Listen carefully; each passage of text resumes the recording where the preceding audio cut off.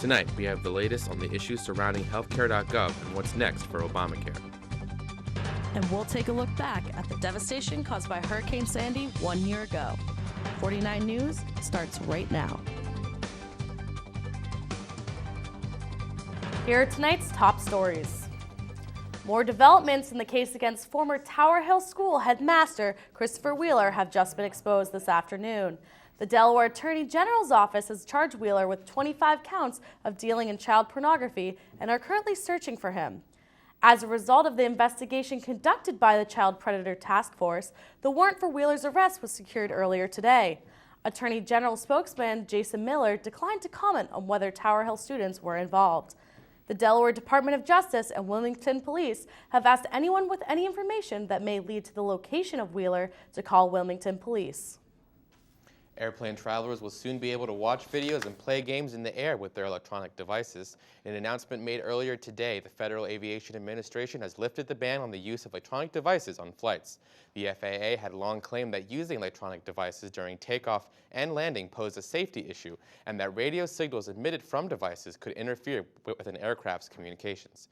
However, after a long study conducted by aviation officials, they have concluded that most of the commercial aircrafts can tolerate radio interference. Phone calls on flights, however, will continue to be banned. Abortion law in Texas have been declared unconstitutional. A federal judge made the ruling Monday, one day before the law was scheduled to take effect. The measure would have required doctors performing the procedure to have admitting privileges at nearby hospitals. It would also have them follow strict rules for pill-induced medical or abortions. Planned Parenthood and abortion providers in the state challenged the law. The judges said that the regulations restricted a woman's access to an abortion. The American Civil Liberties Union praised the judge's decision. In a statement, the ACLU said the law would, quote, have made abortion services for 1/3 of women in the state virtually impossible to access. Governor Rick Perry is vowing to challenge the judge's ruling.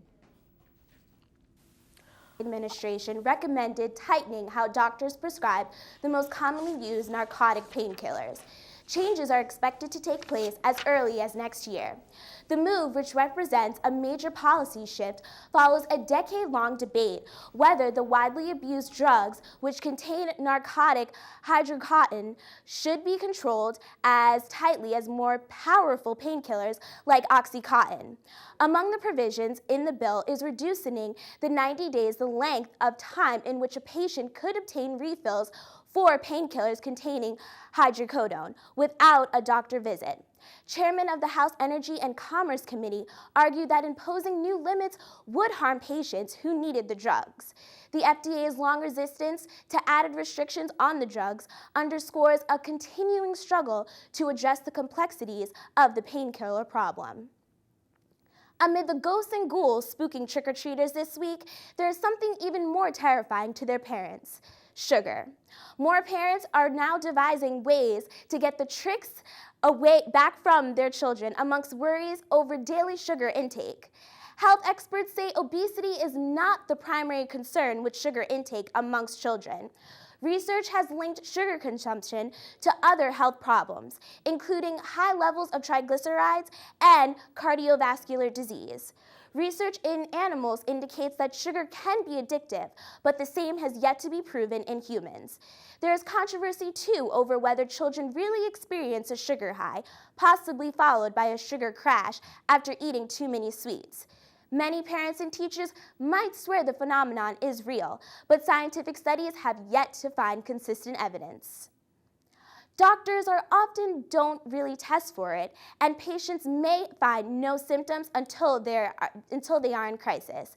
Yet kidney disease is fast becoming one of the most dangerous and costly health threats in the U.S., and new guidelines recommend screening for all Americans over 60.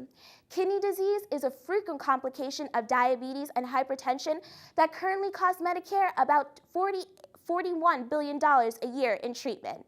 That figure is giving urgency to a push for widespread routine screening.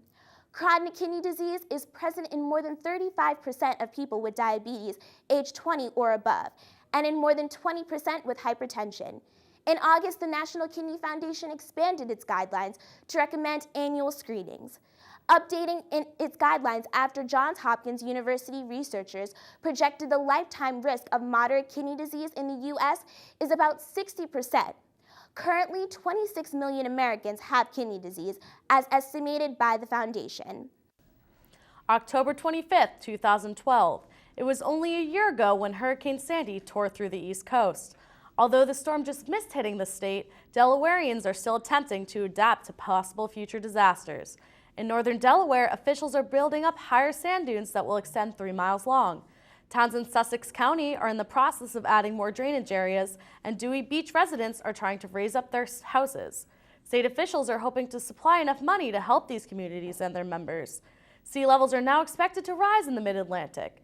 Let's hope that in the event of another natural disaster, citizens across the Northeast will be protected. Last week, demolition began on Sandy Hook Elementary School in Newtown, Connecticut, where the lives of 26 people, students, teachers, and administrators were taken just last December. Students who were supposed to attend Sandy Hook Elementary School this year have been relocated to the nearest middle school. The middle school has been since renovated to resemble Sandy Hook and accommodate the increase in students. Police and construction crews signed an agreement to keep all demolition confidential, in effect preventing any photography of the process. The new elementary school is set to open in December of 2014 by the 2-year anniversary of the shooting. 3 juveniles are being charged with vandalizing a mosque in Newark. At around 5:30 p.m. last Friday, 3 16-year-old teens allegedly destroyed a fence and 2 signs on the grounds of a mosque.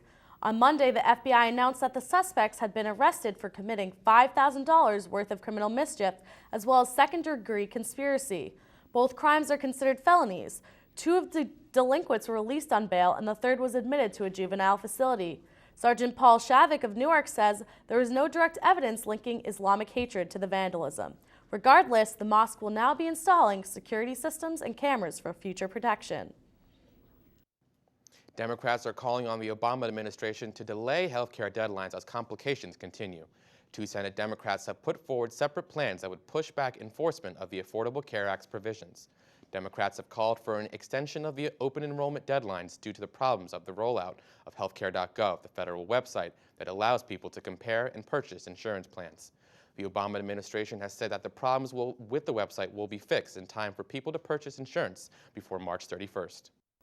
A blow to American families receiving food stamps is just on the horizon. Cuts totaling to $5 billion are scheduled to take effect tomorrow. This will mean less federal assistance for the millions of people who rely on food stamps every day to buy their groceries. Congress has the power to halt the cutback, but experts say that it is highly unlikely, as Republicans have been calling for even more drastic cuts to the program. According to the September federal data, some 47.6 million people, nearly 15% of the population, receive food stamps. Coming up after the break, find out why McDonald's is cooking up a new controversy. And with all that construction on campus, traffic just keeps getting worse. We'll tell you how to get around it. Stay tuned. Severe weather can destroy a home in seconds. There's no time to think, only time to act. Have a kit so you're ready for any emergency. Develop a plan for what you and your family will do before disaster strikes, and stay informed during severe weather any way you can. It can be the difference between losing your possessions and losing your life. Just ask the owners of this house. Visit ready.gov for ways to prepare your family for emergencies. It's official, Dawn Thompson will take the position as UD's new Vice President for Student Life.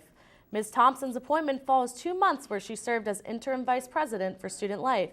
She joined the Delaware community in 2008, serving as Assistant Vice President, and now has been named Dean of Students.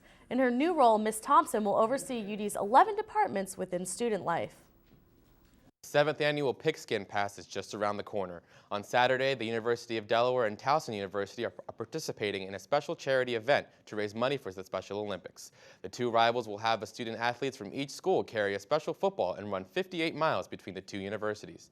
The event ends with a football game between the Blue Hens and the Tigers at 7 p.m. in Towson's Unitas Stadium. Delaware hopes to make even more than the $14,000 that it raised last year. Good luck to all you student athletes participating. The latest drama to hit the fast food industry is the feud between Heinz Ketchup and Mickey D's. McDonald's will be ending its long-standing relationship with the world's largest producer of ketchup in the coming months, suspiciously following the appointment of new Heinz CEO Bernardo Hees. Before joining the Heinz family, Hayes was the CEO of McDonald's arch rival Burger King. Heinz is also under the new management of 3G Capital, the company that recently acquired Burger King. Analysts have been speculating since February that 3G might cut off Heinz ketchup supplies to McDonald's in order to increase Burger King's sales. But the complete backstory to the breakup, as well as McDonald's new chief ketchup supplier, remains unknown. Last weekend, the Complexities of Color Summit came to UD, offering a variety of opinions on the role of race in our society. Ayana Gill has more. This weekend, the Center for Black Culture, along with the Cultural Programming Advisory Board, hosted the Complexities of Color Summit. In response to the George Zimmerman acquittal, the event sought to engage a diverse audience in a discussion on the role of race in our society. We're outside Mitchell Hall for the Complexities of Color event, a summit in which keynote speakers, UD students, and Newark, Delaware residents can come together and discuss issues of race and racial profiling within America. Associate Professor of Columbia University and keynote speaker Dr. Lamont Hill spoke of the importance of bringing a comfortable dialogue on race to the University of Delaware campus, while a panel of 4 experts discussed race through the lens of Africana studies, sociology, and law. So I tend to use the language of white supremacy over racism for us to understand that this is an institution. I think it was very interesting how we had a group of intellectuals come to talk about a topic that usually people would think is out of our academic range. Overall, I kind of stepped back and I'm just like, wow, what do I actually think about my own race? Well, I actually thought it went very well. On a Saturday in October, we had about 300 people. The other thing is to sort of enhance pathways forward for these students to be more successful here at the University of Delaware, and to just let people know that we can talk about difficult subjects in proactive ways, and it does not have to end in anger and frustration. But the dialogue must have all sides for it to be relevant and for us to break down the barriers that sometimes keep us divided based on race. Ultimately exemplifying racial recognition and the power of unifying voices. And have a conversation about race is important, and it's particularly important in such complicated and frustrating times as these. For STN 49 News, I'm Ayana Gill. A common problem parking in Newark is no joke. The constant backup down Main Street leaves many without parking options and further prevents students from getting to class on time. Traffic in Newark, Delaware is becoming more of an issue for students walking to class, commuting, and parking in campus lots. We sat down with Rich Ryan, Director of Auxiliary Services, to see his view on current conditions. Well, it's never going to be good on Main Street. The traffic's very heavy there. I think they've made some improvements for bikes. They've added some bike racks, and they've added some shared bike lanes on Main Street, which I think helps a little bit, but it's always going to be congested there. With the traffic problem caused by construction and the recent replacement of trees, better ways of transportation can be explored, such as biking or walking to bypass the ongoing traffic jams many face daily. Certainly bikes are more efficient than the cars. The best way to get around is actually walking, I believe, and I walk almost everywhere on campus when I'm here. The benefits of walking or riding bikes around campus seem to far outnumber those of driving. Whether it's a good financial choice or just helping the environment, park that car in the garage because the traffic on Main Street is just not worth it. Do you know anyone who has recently been tired from Facebook, or have you seen close friends recently delete or put their Facebooks on hold? Facebook users have declined, according to Facebook Chief Financial Officer David Ebersam. Although the decrease was largely seen in teens, Facebook usage among teens is still considered stable. One aspect keeping Facebook alive is their strong mobile results. Mobile ads now account for almost half of all Facebook ad revenue, increasing close to half from last quarter. You go, Facebook. With daylight savings time right around the corner, iPhone users beware. The alarm clock used on your phone could potentially make you late for work if a bug in the iOS 7 isn't fixed soon. iPhone users in Europe have already been through this bug affecting their iPad calendar apps. This bug was also seen in 2010, causing many to become frustrated with their Apple product. Hopefully, the bug will be able to be fixed and not occur for US users. Daylight savings time ends on Sunday, November 3rd, so make sure you have other means of checking the time. Wearing computers on your glasses? It was only a matter of time before this new product would cause issues while driving. That was the case for California resident Cecilia Abity, who was pulled over while driving in San Francisco. Not only was she ticketed for speeding, but received an offense for distracted driving. So is this illegal?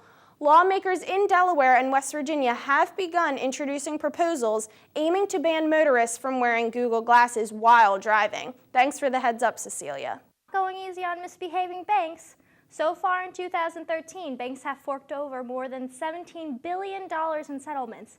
The year's biggest so far was this past Friday when JP Morgan Chase agreed to pay Fannie Mae and Freddie Mac $5.1 billion for selling them bad mortgages. Other settlements as a result of improper foreclosure practices include Bank of America, Citigroup, and Wells Fargo. Of the $17 billion, $9 million will go to homeowners who were victims of illegal foreclosure practices, while the rest will go to the Treasury Department's general fund. Washington might just be the first state in the U.S. to require foods containing genetically modified organisms to be labeled. Supporters of the new bill believe that the GMO labels will provide information for consumers to make the right shopping choices, but major companies, including Nestle, Monsanto, and DuPont, have been spending close to $22 million campaigning against the bill, stating that it will require thousands of food products to be relabeled exclusively for Washington state and give off the sense that something is wrong with their products. The vote will take place November 5th, and the outcome will be watched by 24 other states debating whether or not GMO labeling is something they would consider. As if starting a brand new job as a young banker at Goldman Sachs isn't achievement enough, you're also encouraged to take the weekends off. The investment banking firm's goal is for young bankers to build long-term careers by operating at a pace they will progress in without burning out. The bank has also made changes in terms of hiring new employees by hiring more entry-level bankers than in previous years and putting them in full-time positions to start off their careers with the firm. This goal will allow the firm to hire at least 332 young bankers by 2014. I'm Melissa Duarte. This October marks the one-year anniversary of the Taliban's attack on 15-year-old Malala Yousafzai. The Taliban shot Malala point blank in the head and the neck with the intentions of finally silencing this Pakistani girl who bravely defied their ban against girls in school. But instead of silencing Malala's voice, the shooting only made her message more powerful. Malala's story has raised global awareness of educational disparity. World leaders and celebrities such as Madonna and Angelina Jolie have voiced support and have helped raise money for Malala's cause. With a Nobel Peace Prize nomination and runner-up status as Time Magazine's Person of the Year under her belt, Malala has truly become a global symbol for girls' education. Vladimir Putin has made it clear that upcoming Olympics in Sochi is open to all nationalities and all sexualities. As he welcomed sports officials to his summer home last Monday, President Putin made assumptions that everyone will be welcome at the Games regardless of their sexual preference. According to the state-run RIA Novosti news agency, Putin said, "We are doing everything, both the organizers and our athletes and fans, so that participants and guests feel comfortable in Sochi." Putin's assurance is in response to outrage against a law passed off in June prohibiting the distribution of information to minors that promotes same-sex relationships. In an interview in September, Putin once again affirmed that there would be no discrimination against gay people at the Games. As part of an attempt to jumpstart Israeli-Palestinian peace talks, Israel released the second of 4 groups of Palestinian prisoners on Wednesday. 21 prisoners were released shortly after midnight in the West Bank and another 5 in Gaza. The prison release has angered some Israelis who were protesting outside the West Bank prison where inmates were held prior to release. Israeli Prime Minister Benjamin Netanyahu admitted that the decision to free the prisoners was one of the most difficult in his career. Palestinian President Mahmoud Abbas welcomed the prisoners' release, but warned there would be no peace agreement until all Palestinian prisoners have been freed. Another week, another problem, this time in regards to Obamacare. Over the weekend, administrators launched their new website, healthcare.gov, in hopes to have eager consumers purchase a coverage plan. However, all did not go as planned as the site unexpectedly crashed, leaving many Americans locked out. And on top of Obama and his administration taking heat for the failed website, the White House is also finding itself defending what Obamacare really is. Will Americans find that their existing coverage plan will continue as it is, or will it be canceled due to Obamacare rules? We'll find out at a later date. Friends don't spy on friends, or maybe they do if you're the National Security Agency. NSA has been reported to be collecting intelligence information on U.S. ally leaders, and when asked, President Obama said he was unaware that this was happening, which seems a bit odd considering he is in charge of this country and its actions. Senator of Maine, Susan Collins, states her input by saying, quote, "I would think that if the president was not informed of this program, that he would be demanding resignations of those who should have informed him," end quote. Although President Obama has not yet mentioned what actions he will take. Well, that's all for politics. I'm Gabby Fittipaldi, 49 News. This fog today was just not in my forecast. I hope it clears up in time for trick-or-treating. With the latest with weather, our weather forecast, our very own Dr. Fang is here for spooky Halloween weather.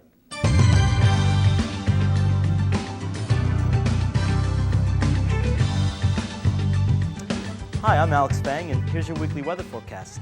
Today, things are looking a little bit cloudy, a high of 71, but you can still go out, have some good time with friends, the kids, go trick-or-treating.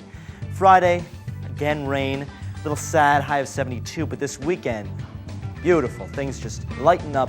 Go out with the kids, throw the football around, highs of 69, 54, 51. Things are looking great. Currently, however, they're not bad weather. There's 62 degrees, relative humidity 87%. Little shticky if you ask me, but wind south at 22 miles per hour, feels like 52, precipitation 60%. I hope you guys enjoy your Halloween, have a good day. The weather may not be the best, but you can still have a good time. Now back to the desk. Coming up after the break, Emily Moyes has the scoop on what's burning up with the Jonas Brothers. And with more and more housing coming to the university, find out why this sweet way new of living could change your college experience. We'll be right back.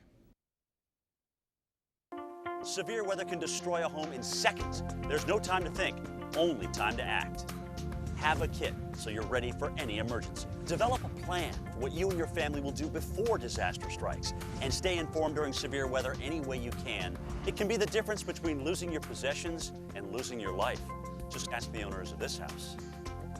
Visit ready.gov for ways to prepare your family for emergencies.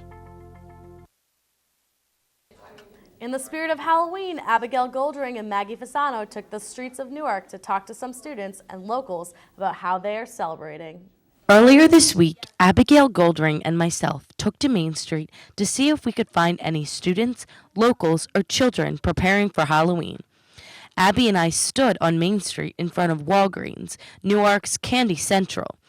We asked Newark residents if they are excited for Halloween, their favorite candies, and what costumes they will be wearing tonight. What kind of candy are you hoping that you get on Halloween? Chocolate. Chocolate. Ooh, that's hard. Butterfingers. Pretzel M&Ms. Kit Kats. So what are you going to be for Halloween? Princess. Spider-Man. I think I'm going to be a nerd one night. One night I'm going to be a cat, one night I'm going to be a baby, and another night I think I'm going to be a hippie. A gigantic piece of candy corn. I am being Snow White with all 8 of my friends. We're all being princesses. Although Halloween will always be focused on candy and costumes, we asked how the holiday differs for adults and college students. Less about the candy. And also it's extended more like as into like 3 nights, whereas at home you dress up one night, but here you can do 3 different costumes. In my dorm, we are doing like a little boys and girls club thing where they like come and they like trick or treat. Whether or not my roommates are willing to sit in front of the door and hand candy out, I'm not entirely sure, but definitely. Are you excited for Halloween this year? I am excited for Halloween. I'm very excited. It's my favorite holiday. Reporting for 49 News, I'm Abigail Goldring. And I'm Maggie Fasano. Happy Halloween! Kardashian manager and mom, Kris Jenner recently split from her Olympic-winning hubby, Bruce, earlier this month. After being together 22 years, the couple decided to stay separated for the time being. Kris told Kathie Lee Gifford that the two thought this was best for the relationship. Keeping things friendly, Kris and Bruce reunited with the rest of the Kardashian-Jenner clan over the weekend to celebrate Bruce's birthday. Although there are rumors that Kris has been dating a number of different guys, the famous momager shot these rumors down, explaining that she has no time for any sort of boyfriend. And the truth finally comes out. The famous boy band Jonas Brothers announced this past Wednesday that they have decided to break up. While getting ready for their upcoming tour, Nick Jonas, the younger brother of the band, sat down with his brothers to let his feelings out. The boys then canceled their 19-city tour on October 9th, just days before it was scheduled to begin. The boys explained that there were differences and arguments within the band that could not be sorted out. They stated in their Good Morning America interview, announcing the news that they're looking forward to their new futures and will gladly be supporting each other as they take on individual careers. Chris Brown is checked into rehab this past week after punching a man in the nose. This came one day after his appearance in court for assaulting the man who tried photobombing a picture of Brown with two women.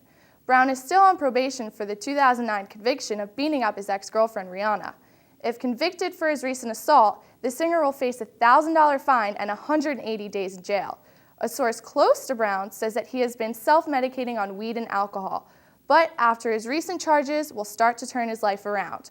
Chris Brown is due back in court November 25th for his misdemeanor. That's all for entertainment news. I'm Emily Moyes. Last night I got to watch as the Red Sox won the World Series, my own team. Andrew Wickman has more on this sports story. Most students are concerned about where they want to live. With the University of Delaware not able to house all of its students on campus,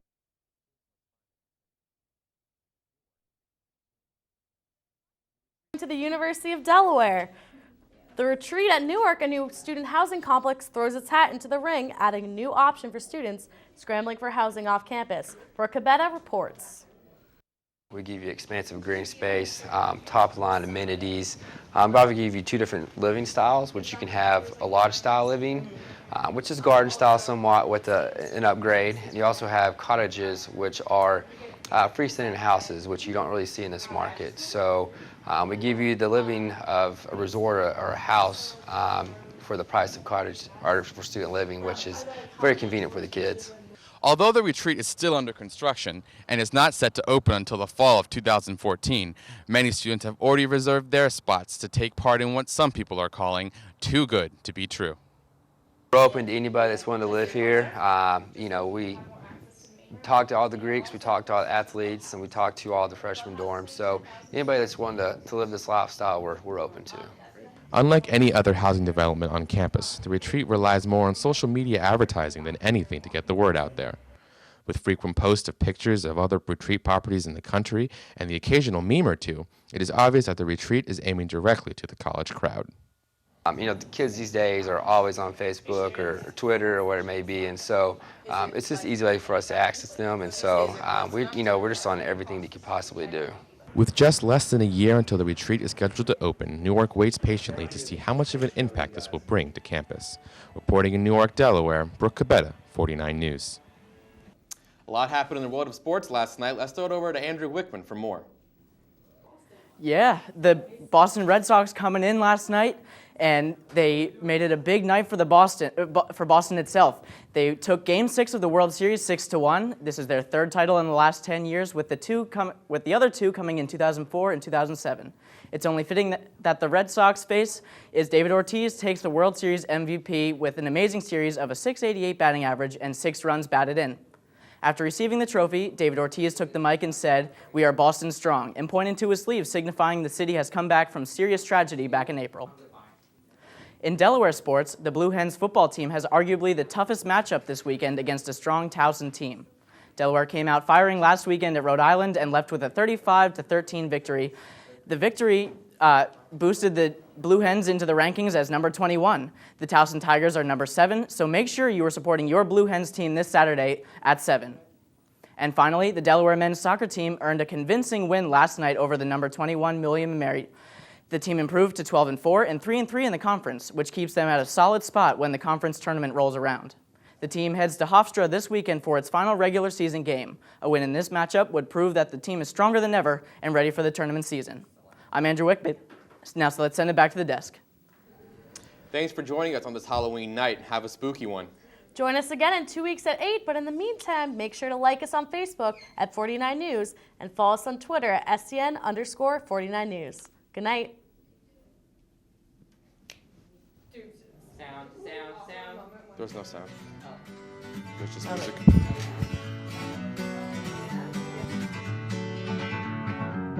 Feeling my way through the darkness, guided by a beating heart.